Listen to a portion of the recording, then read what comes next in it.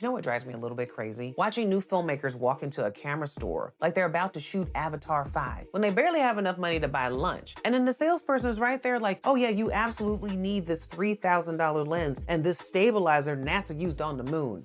No, you don't. And I say that with love. I have been on sets where we had everything. And I've been on sets where we had absolutely nothing except a script, lunch, some friends, and somebody brought in a lamp from their mother's guest room. Here's a truth that will set your bank account free. You only need 5 pieces of equipment to make a real indie film. 5, not the whole sexy list, not the film bro starter pack, you know, the real list. This is the director who's been through the war list. And I'm also gonna share a James Cameron night shoot hack that lets you steal studio quality lighting for free. So stay with me. Let's get started with the one that everybody obsesses over, camera. Filmmakers talk about cameras the way teenagers talk about their first crush. But here's the reality. Buy the best camera you can afford and then stop thinking about it. A camera doesn't make your movie great. A director does. Your vision does. So if I had to shoot an indie film tomorrow with almost no money, here's exactly what I would do. I would use my phone or a simple DSLR, or I'd find a DP or a camera person who already owns a camera and wants to credit. That's it. What you actually need from your camera is really simple. It shoots 24 frames per second. It has a decent sensor, but most importantly, you can use it under pressure. If your camera is so complicated that you need a ritual and a YouTube tutorial just to hit record, that's not your camera. And if your camera costs more than your entire lighting kit, you're already in trouble. Audiences care about emotion. You can tell an incredible story on a less impressive camera if your eye and your taste are strong. So use what you have or what you can afford and move on. Your producer will definitely thank you.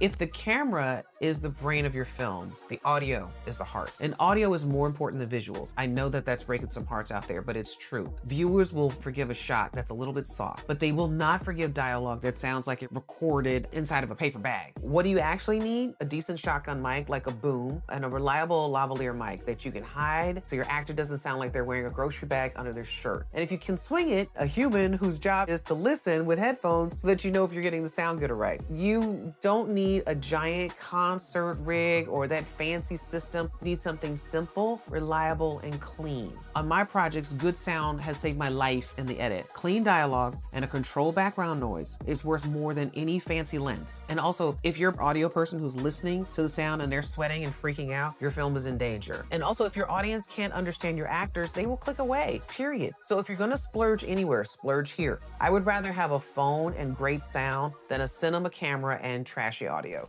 Now, let's talk about what really makes indie films shine, lighting. Lighting is the cheat code that makes your film look expensive even when it isn't. It's 90% of your cinematic look. Not the camera, not the lens, but the light. And you do not need a truck full of equipment. Here's my simple indie lighting kit. The sun, a softbox, or a couple of small soft lights and practicals. Yes, lamps, table lamps, floor lamps, fairy lamps, overhead bulbs. I love shooting with daylight and big windows. I love golden hour. I love being in the shade. That's free, soft, beautiful light. And then interiors, I like to use one soft light to shape it, maybe a key on the face, a little fill in the corner, or light that comes through and just does something to a dark room. And if I don't have fancy diffusion, I just get creative. I have wrapped scarves around lamps. I have draped sheets over harsh lights. I've used sheer fabric over windows, whatever it takes to shape the light. Now, obviously, be safe. Don't put flammable fabric on hot bulbs, but don't underestimate what you can do with a scarf, a bed sheet, and some tape. Your only real job with lighting is simple. Avoid flat lighting. Flat lighting looks cheap. It looks like you don't have any money. It looks like low production value. Try not to shoot flat against a wall. Find a corner, find a top, find a bottom, and maybe just one directional light. Light can shape the room, so have fun with it. And lighting is where the James Cameron hack comes in. If you need a night exterior and you have zero money for big lights, steal somebody else's. Not literally, don't actually literally go steal someone's light. Don't do that. James Cameron, he says, shoot your night scenes on streets where they have car lots because they keep the lights on all night. So instead of renting a lift and giant movie lights, you take your actor, your camera, your clean audio, and you shoot near a car lot or maybe a gas station, but I still prefer car lots. Or maybe even a well-lit business street with big overhead lights. And all of that light is free production value. You'll get reflections in the cars, colors, bright highlights, these deep shadows, different colors, and it looks like you had a studio budget. That's indie filmmaking, using the world as your grip truck. Lighting naturally leads us to stabilization. The next thing filmmakers love to overcomplicate. You do not need a $1,200 gimbal unless your movie is one continuous tracking shot. But even then, handheld looks better. I've seen filmmakers spend 30 minutes balancing the gimbal while their actor's there ready to cry in tears, but by the time the rig is ready, the actor might be tapped out. And you cannot direct like that. What do you actually need? A tripod, maybe a monopod, a simple shoulder rig if you like that handheld organic look. That's it. Stabilization should take seconds, not hours, not 30 minutes. And your actor, you never want your actor waiting on the gear. And the handheld, it's absolutely not a lesser choice. It can definitely be emotional, it can be intimate and intentional when you use it on purpose, not because you're fighting a gimbal. So keep your support gear basic, fast, and reliable. Nobody's gonna give you extra points for suffering under a 40-pound rig.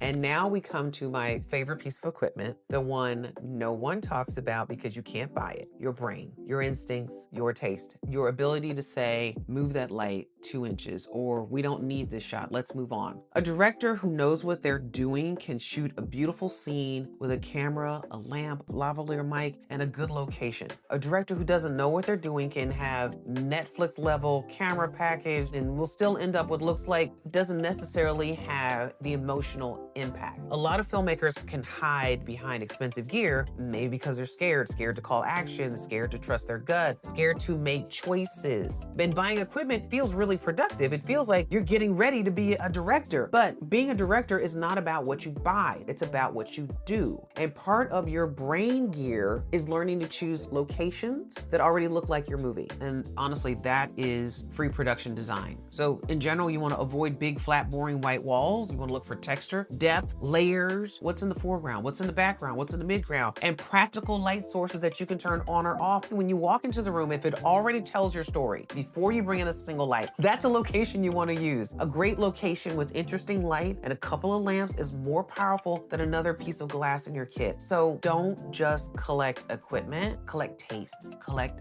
judgment, collect the courage to say, this is enough, let's shoot. So let's recap your essentials. A camera you're not scared of, clean audio your audience can actually understand, simple shaped lighting, maybe from the sun, the soft source, practicals, scarves, whatever works. Basic stabilization that does not slow you down, and your creative brain, choosing shots, locations, performances, and making decisions. That's it. 5 pieces. Plus, the James Cameron night hack, using big streets where they have like lines of car lots as your free studio lighting. So once you master these 5, you can add any gear when it actually serves your filmmaking, not your fear. If you've been feeling behind or under-equipped, remember, filmmaking didn't start with a $4,000 mirrorless camera. It started with artists making things happen with whatever they had. You are a part of that legacy. So I hope this gave you a little bit of peace and permission to go make your project. So hit like so more indie filmmakers can find this piece. And if you want real filmmaking advice from someone who's actually been in the trenches, subscribe, because gear doesn't make you a filmmaker. You do. Your vision makes the film. Your decisions shape the film. Your instincts tell the story. Everything else is just plastic and metal. All right, go make something. You have what you need.